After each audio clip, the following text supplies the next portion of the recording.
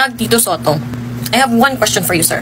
Yes, What was your qualifications that you were considered and selected as the Senate President? siguro masyado na kayong popular kaya kayo pinag-initan. Because as far as I can see, you do not even have the capacity to hold a decent debate, to hold a decent introduction. Hindi, oo nga, malabo. Ganon ka kaliit ang utak, ganon ka kabobo. Hindi po totoo yun. And yet you hold the highest position in the Senate? For what reason exactly? Nandito kami. Were you selected para pagtakpan, which is obviously that's what's happening right now, para pagtakpan ang mga anomalya, ang mga kasama mo sa flood control project? Kasingit talaga ng mga fake news na ganyan. Papayagan ba natin mangyari dito yun? Hindi po totoo yun. Hindi nangyayari yun. Nandito kami at wala tayong nakitang You are there.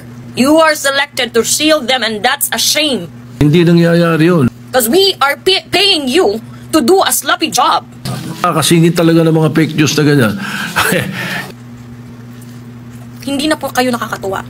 Yung napababoy. Hindi to Itbulaga. Ang nagkumanta ng bayang magiliw dito. Right? Wala tayo sa noontime show. Hindi, oo nga, malabo. You can't even keep your statement straight and cohesive. Yes, Nakakahiya ka.